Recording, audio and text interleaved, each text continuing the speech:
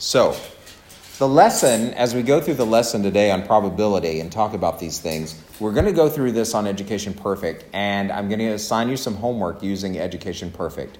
You're already loaded into the class, and we'll make sure at the end of class to make sure that everybody is loaded, because sometimes there were some issues with a few names. I don't think anybody in this class, but we'll check.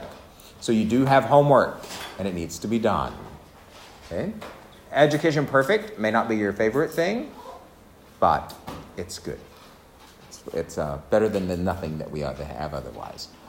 We could, in most cases, just continue using Education Perfect for the homework throughout the course if you don't want the Walker books, but we'll have the Walker books. But every day, what I'm going to do is I'm going to do the lesson using Education Perfect. And that way I have examples and things for us to work together in class, etc.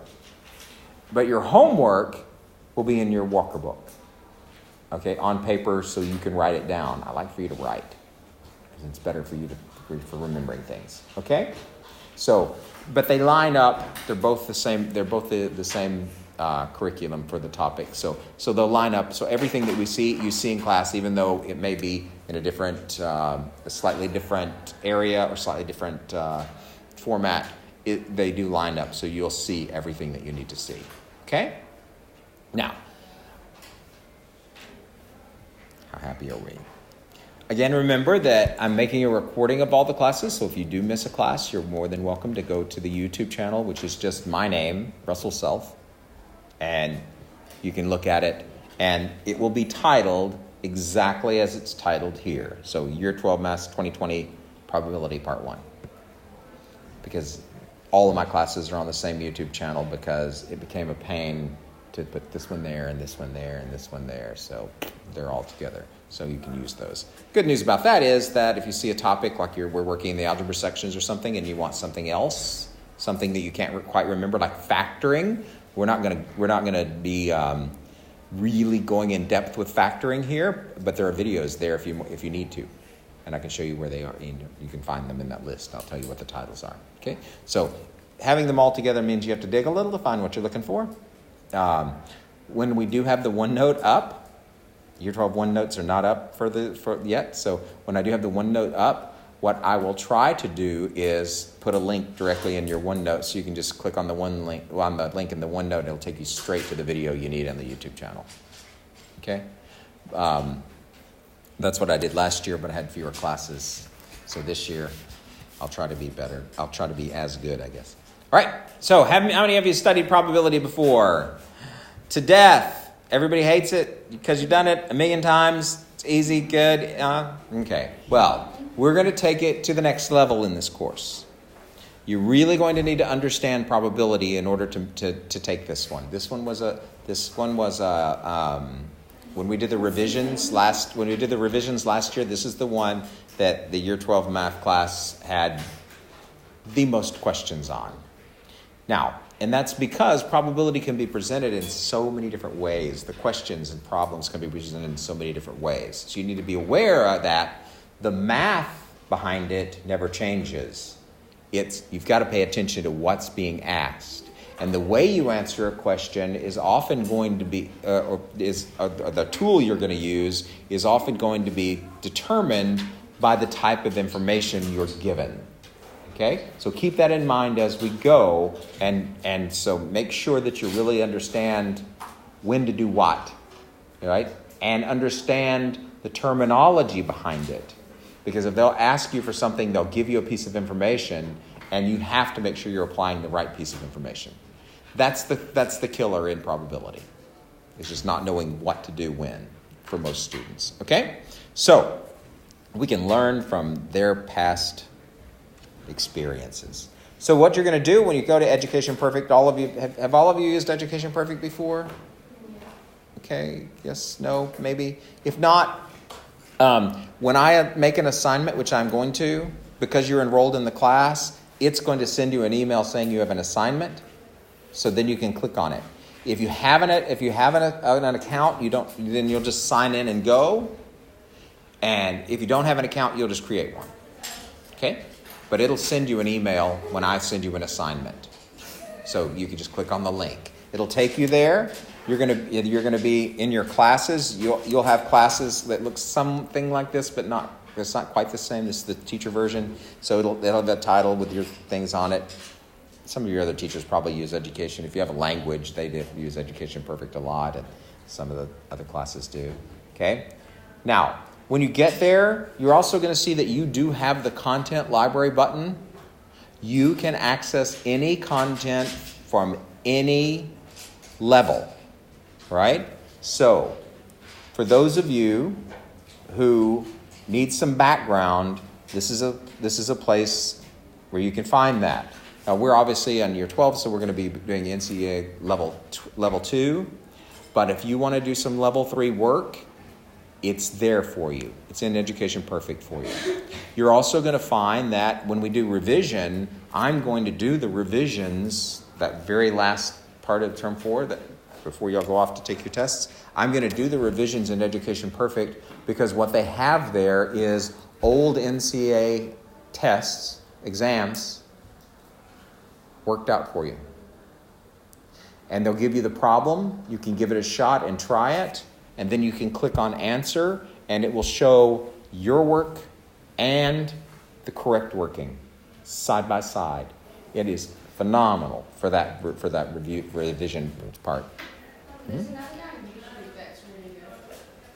He does like practice past papers and then videos and like working through it and checks. Excellent. If you could find it, that'd be great. So I can know, because any resources you have, but again, and that's good because he's working on those past papers, so it's very focused revision as well. Now, we will also go over at your practice tests that you do in class during the revision time, so you can ask any questions that you had from things that you actually did, because it's a great benefit for you to learn from your mistakes, things that you've done. Okay? All right. So today we are going to start with some probability and begin with some just basic probability, starting off with terms and some of the basic operations in probability. Yes? Can I talk about these? Of course you may. Great. All right. So that's where we're going to begin. Again, you've seen a lot of this, but that doesn't mean that you know a lot of this, some of you, and it's never going to hurt to go to do it again. So many of the things that I'm going to show you today you're going to have seen, so please don't get too bored and start tuning me out. Just be glad that you're working on something easy at the first time, right? But there are some nuances to probability that you're going to want to make sure you're paying attention to. So really make sure that you're following along. Okay. Again, I can't model the note-taking system that I showed you because I'm going to be using these slides, but I will be writing on them. I will tell you the things that I think should be in your notes, though. Don't just write down everything Education Perfect has. You'll be writing forever, and besides, it'll make it unreadable and not useful. Okay, but I will give you the things that I think that are important for you to write down. Many times, I go ahead and just write them on my screen so that they're there. I will also, if there are processes where there are steps, I will take the time to write down the steps. Education Perfect doesn't present things often in steps, but I do. So you're going to see that I'm going to write some other things as well on Education Perfect. Okay, so the first thing, is that we need to understand some of the vocabulary. If you know the vocabulary and I say find the relative frequency, then you're going to know what math to go to, right? If you don't know what relative frequency means, you're not going to know what math to do. Make sense? And that's really a sticking point for most math students. They don't see the value in learning the vocabulary, right? I just want to know how to do the problem. And that's an issue. Most of you can do the math. You just don't know when to do which math, okay? So this vocabulary will help you there.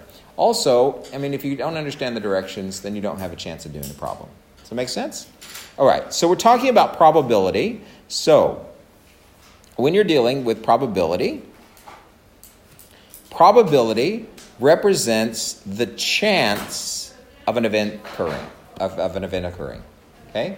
So for that section, just probability, it simply means the chance of an event occurring. It's not the same as odds. Odds is different. Odds compares to probability. The odds of winning is the probability of winning divided by the probability of not winning.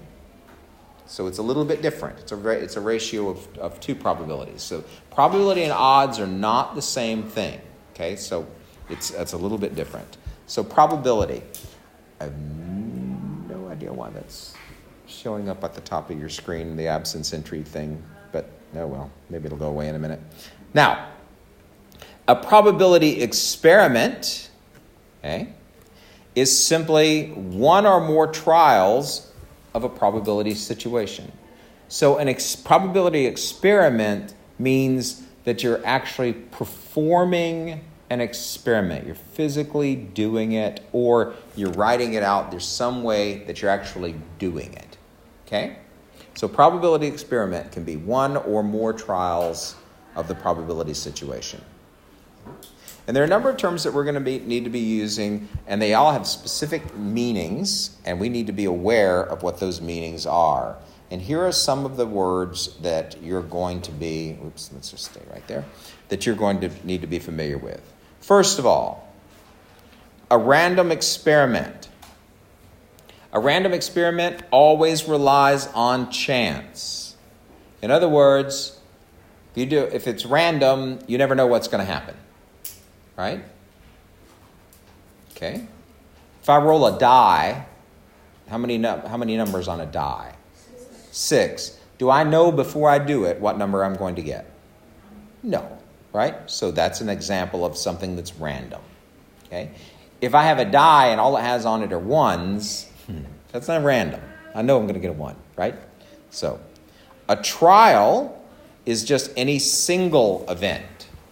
So if we talk about trials, plural, that means we did it more than once. But if we talk about a trial, that just means one single event. An outcome, because these are words, you know these words, but it's not common vocabulary for you, is simply the result of a single trial. If you roll a die and get a 6, that's an outcome, right? Whatever the result is. Now get it, the 6 is the outcome. Not the rolling the die, that's the trial, right? The event is the outcome or set of outcomes, okay? That's another word, so the same thing. It's an outcome, right? So using that twice. So if I say I rolled a 6, rolling the 6 is and rolling of the die and getting the 6 is the outcome, right? The event is that I got a 6. Does that make sense? So outcome and event are pretty much the same thing. An outcome just means that's what I got when I did it. Getting it is the event, right? So, for example, okay, it's kind of like going to a play and being at the play. Pretty much the same thing, right? Okay, you know you're going, that's what you're going to be, that's where you're going to be at 6 o'clock, but actually being there is the event. Okay. Sample space, hugely important. A sample space is the list of all possible outcomes. The list of all possible outcomes. That's the key right there, all. And sample spaces can be very easy to write in some instances, and they are simply impossible to write in others because you have an infinite or a huge number of outcomes possible. But we're going to learn how to write a sample space. Okay? Relative frequency. Well, before we talk about relative frequency, can anybody tell me what the word frequency means?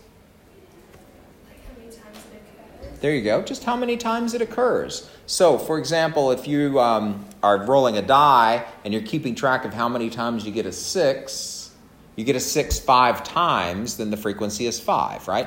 And we usually do this if we're doing an experiment. We usually use a tally, right? 1, 2, 3 little marks, 4 marks, and then across. to make those. So frequency just means how many times something happens. Relative frequency is the frequency of the outcome divided by the number of trials. So for example, if we were rolling a die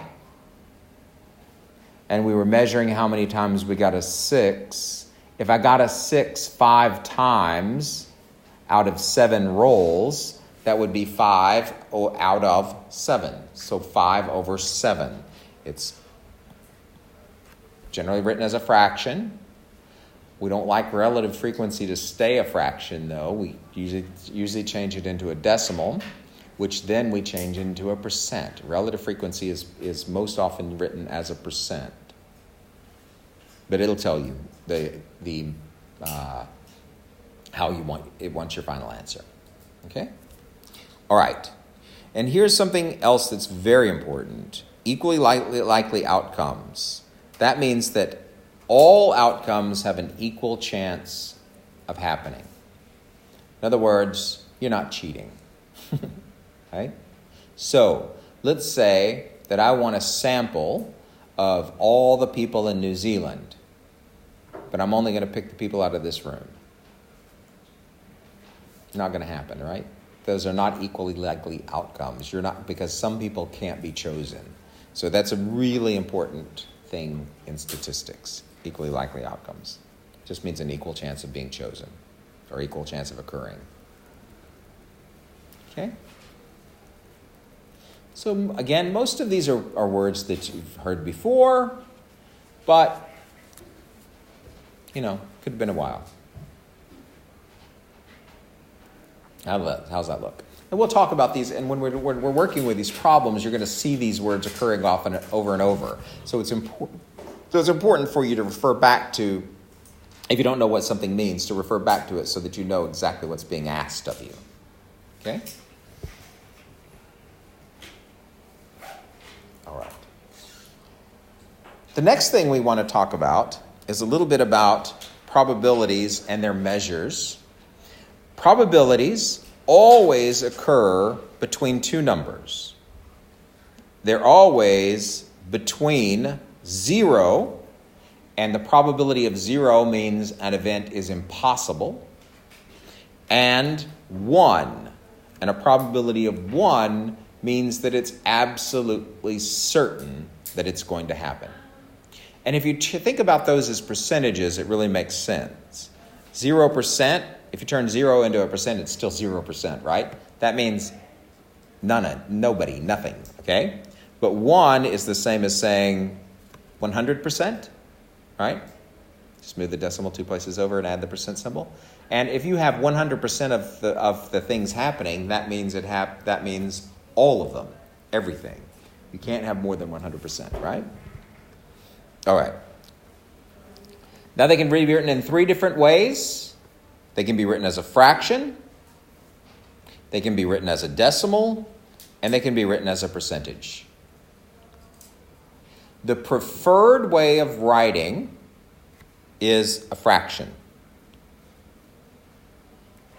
Simply because fractions don't always turn out to be nice, neat decimals, do they? If I do 1/2, that's the same as 0.5. So that's fine, isn't it? But what if I do 1/3? 3 repeating forever, right? The only way to do 1/3 as a decimal is to round it or write it as a repeating decimal. So it doesn't have as much meaning. You start losing meaning anytime you start rounding or doing something to your numbers. So be careful. If it won't divide evenly, then don't change it to a decimal. Now, what if I'm multiplying a bunch of probabilities together? Fractions or decimals? Multiplying a bunch of things together? Fractions. You think? Decimals are easier to put in your calculator, aren't they? Right? But could you put fractions in your calculator? Yeah. Absolutely. And y'all are so used to using calculators, that might be just as easy for you. Okay? So if I'm using 1/3, I'm stuck with the fractions. But if it's 1/2 or 3/4 or something that I can, okay? Or if they simply give it to you as a decimal, then use decimals. Okay? Another golden rule to remember is if they give you probability in the problem as a decimal, then your answer needs to be a decimal, right? If they start with something, then you need to finish with that. Okay, good. I'm very happy to think that y'all think multiplying fractions is easy. My life just got a lot easier. Okay? Now, the probability of an event occurring, there's some notation for that. So you see that the notation there, P, A. Remember that anytime you have anything right up against a parentheses, that means what operation? Do you remember? Multiplication. Excellent. And the word that always means multiply is, do you remember the English word? If you see it in a word problem, it's the word of. Do you remember that? Of? So, this literally stands for the probability. It would help if I could spell. Of event A. Okay? Because anytime you see the word of, that means multiplication. So that means you can write it sitting as a parentheses when sitting side by side like that. So probability of event A. So inside, that's your event. So for example, the probability of getting a 6 on a die. 6 is what I want, right? That's the outcome I want. So and if I get one, whatever I get, the number I get is the event. So 6 is what I want. So the probability of getting a 6, for example. Okay? Everybody happy so far? Everybody bored so far? Sorry. Guys, I don't get a choice. It's just what they tell me I have to teach you. Okay? Now, there are two different types of probability that we're going to be working with, and they are experimental probability and theoretical probability. Experimental probability simply means the number of successful outcomes from doing trials. So here's what you need to know. Experimental probability, hello? Experimental probability is based on successful outcomes from a number of trials. So the part that I circled or underlined is the part that I think is important that you have down. If you need more clarification, you can always write more, but at least don't write less. Okay? So, successful outcomes from a number of trials. So in other words, you're actually doing the work, throwing the die, flipping the coin, right? Asking questions, something like that. So, the resulting proportion, does anybody remember what a proportion is? Okay. So you have a proportion. It's generally written as two fractions. That's okay. We'll look at it. And this is the relative frequency and can be used to predict future outcomes. So, 20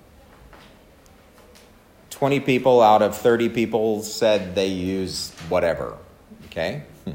And you'll change that into a percent. Do the division, change it into a percent. And that will be used to predict future outcomes. So let's say, and you've seen this all the time, 50% of the people think this, right? So then I can pretty much assume that 50% of people are always going to think that. Or 20% of these light bulbs won't work. So I can take 20. So if I have 120 light bulbs, 20% of 120 gives me the proportion that I have of light bulbs that won't work. Okay? All right. So here we go.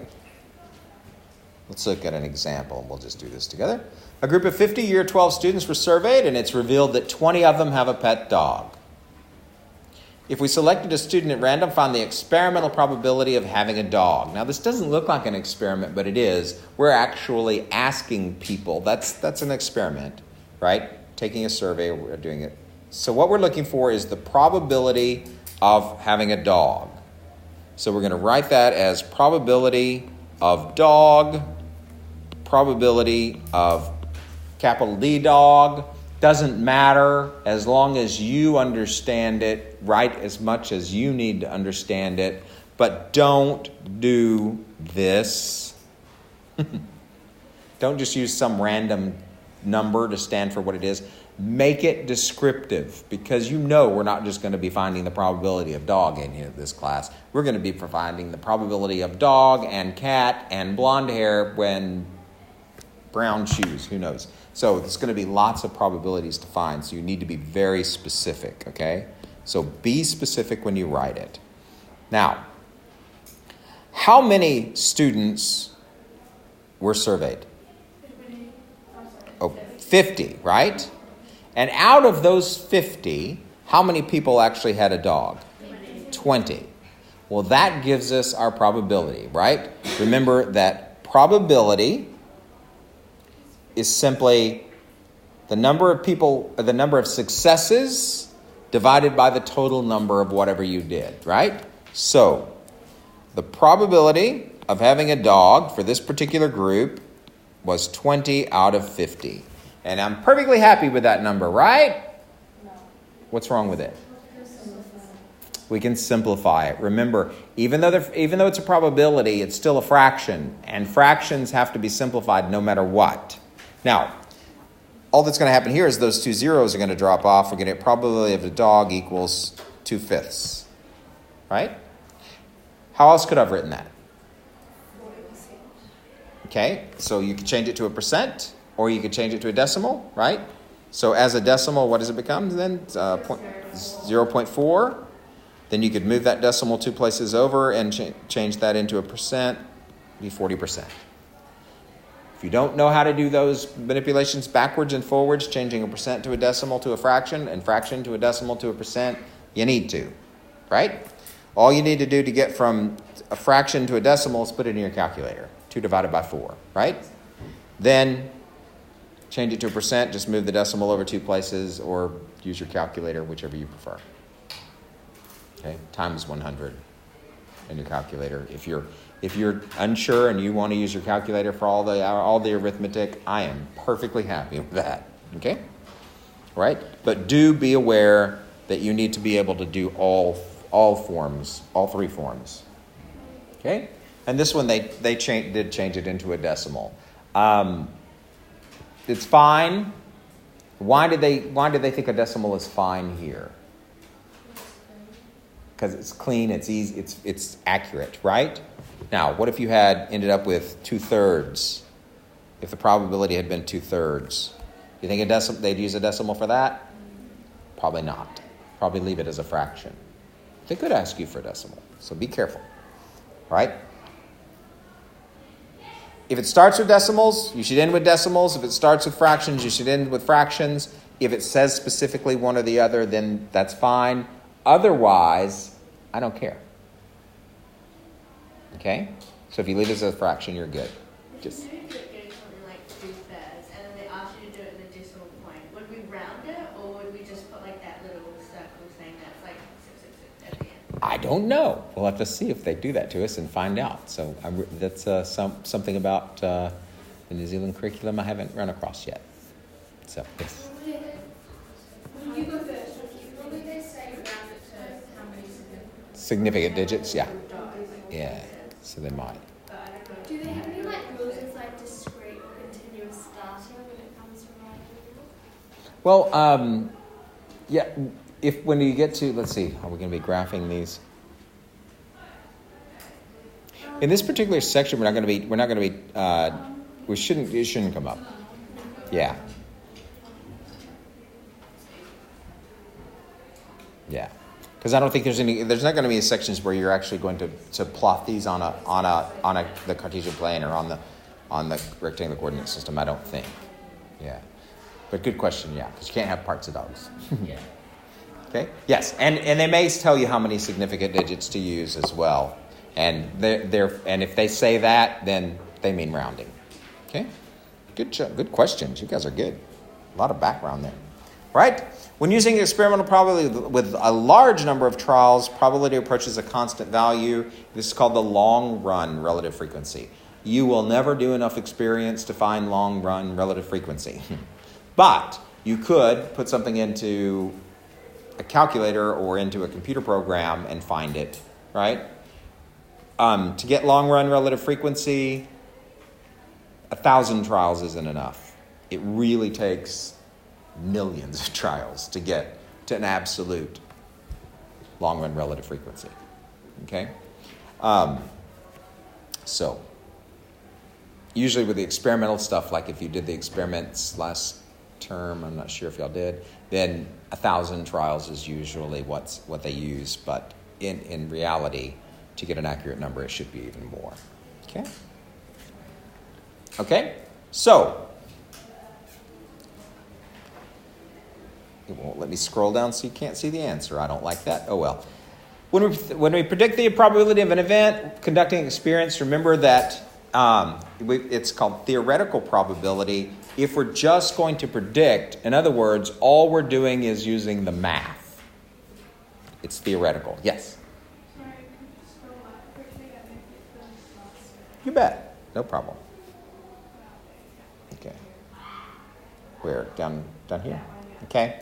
I don't think long-run relative frequency is going to be a big deal. That's why I didn't underline it. But you might. You can put it down if you want to. Okay? All right. So experimental probability means I'm actually doing something. I'm going to ask you, do you have a dog? Yeah, I do. Excellent. I wish I did. Do you have a dog? No. Do you have a dog? Do you have a dog? Do you have a dog? Do you have a dog? All right? I'm doing something. That's an experiment. Now. Okay? Theoretical probability is that I'm just going to do the math and determine an answer based on the math. So just theory, not an experiment. Pardon? They're like probability like trees. So probability trees, sample spaces, that kind of thing will give you those theoretical probabilities. We're going to do both in this class, so you're going to see examples of both. Okay, but just know the difference of theoretical probability. For example, if I want to find the probability of rolling a 4 or more on a fair die means one die, right? Okay, there you go. And 4 or more means, is a 4 okay? What?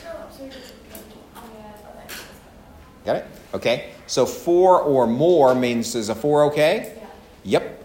So what I'm looking for here is the probability, and I can write it a couple of different ways, of a 4, a 5, or a 6, right?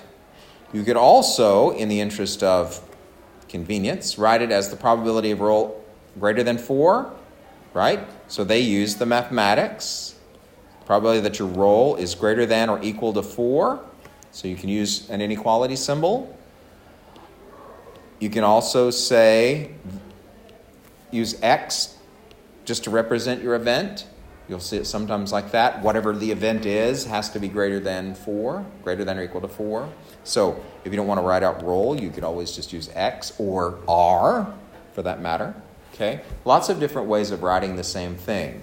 But what you do need to make sure is that your probability description is very clear and accurate so that anybody knows exactly what you're doing. So could I just write the probability of A? No. It's got to be clear and accurate, okay? So that you know exactly what's happening. So what they've done was they've listed all the favorable outcomes. How many numbers on a dice 4 or bigger? 4, 5, and 6, right? And then over the total number of outcomes, how many different numbers are there on a die? 6. So 3 out of the 6 would be considered success, right? And of course you wouldn't leave 3 over 6. Simplify the fraction to 1/2. Now, notice this time, they didn't bother to go to a decimal. Don't let that inconsistency mess with you.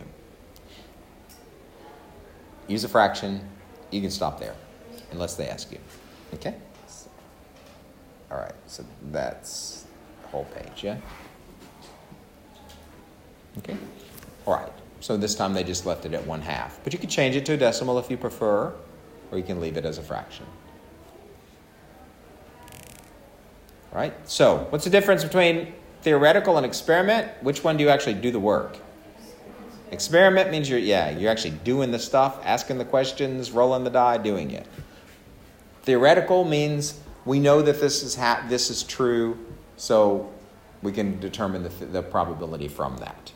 Okay? So you don't always have to do the experiment. Look okay? I beg your pardon? Like the things you wrote? Oh, I see what you mean. Yeah. I don't know. Maybe. Let's go to YouTube. Well, hold on a minute. Yeah. Maybe I can. There we go. Okay. All right. So,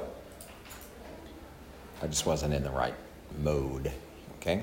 I have to be in the writing mode. So now I know how to do that. I have to relearn everything every semester. Okay, so there we go. Different types of probability. And so then they go into some homework problems that I'm going to let y'all do. So if something is impossible, if it can't happen, it has a probability of what? 0. If something is absolutely certain to happen, it has a probability of what? 1. Don't forget those 2 special cases. Okay? We good so far? All right. Then let's move on. Do you want to stand up and move around a little bit first?